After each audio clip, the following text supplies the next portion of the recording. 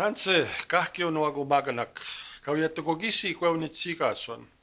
My ceremonial name is Fine Day, but I'm otherwise known as Dr. Elder Francis Whiskeyjack, working at First People's House at the University. And today, I'm just going to talk a little bit about medicine, also a little bit about the protocol of approaching an elder to share teachings. So I'm going to start with the first medicine, usually modernized now, a pouch of tobacco, as you see here.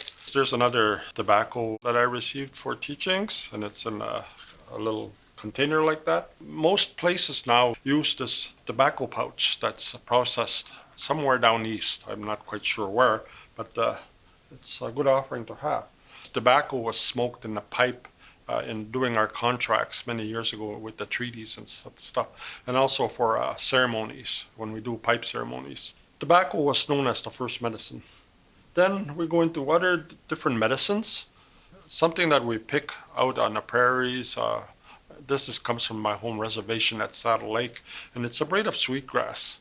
Now, when we pick up sweetgrass, we pick it up one stem at a time, and it takes quite a while to pick one braid like this. This is not a full-size sweetgrass. It's braided into 4 or 3 links, and it's like braiding your own hair, like a braid. It's very strong. When you try to break it after it's braided, you wouldn't be able to break it. But how you use sweetgrass is you pinch it a little bit at a time. Just like if you had a problem, sometimes you can't solve your problems right away, but if you work at it a little bit at a time, you eventually solve those problems. And sweetgrass, as you can see, the flexibility of it, it teaches about forgiveness, it teaches about kindness. And sometimes when things do not rub us in the right way, we have to step back like that instead of reacting. So that kindness is very important, and there's a lot of teachings about the values of sweetgrass. And how all these are working together is about the connection and relationship. Sweetgrass is usually used by men to bless specific items used in ceremony, religious pieces. And so we use sweetgrass a lot. The other thing that's really commonly used is known as the woman's medicine, the buffalo sage. And we pick this also up wherever it grows. And we have to put the tobacco down, whether it's sweetgrass or sage, because we're picking up from Mother Earth, and the sweetgrass and sage is alive, and then we're going to be using it for ceremonial purpose. So we do it very respectfully, because we've got to respect the gifts of Mother Earth. When we pick up the sage and we strip the leaves off, it's like you see in this bag, like that. And so when we're going to use it, we roll it into a ball, and like that, it becomes really soft. We flatten it, light it up, and we use it for a symbolic cleansing ceremony. Other medicines that we use is something known as willow fungus.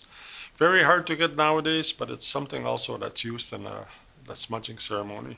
And this acts more or less like an ember of coal. It retains the fire, and it lasts a little while, so we'll put our medicines on it. Some of the medicines that we use, a combination of sometimes bear root, a combination of cedar, sweet pine, all these different medicines that we use in ceremonies. A lot of times stuff like this we'll throw into the sweat lodge rocks when we're having ceremony and we're having a sweat ceremony. This is some of the practices that we use to keep us in balance, and as a native people. The other thing is that if you are a native spiritualist, you would use this practice, but it's not mandatory for everybody, because we know that people have different belief systems.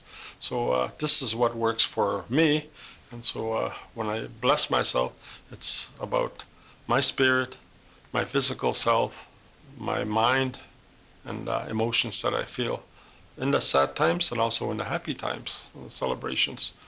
So I thought I'd just share that real quickly, and thank you. Hi.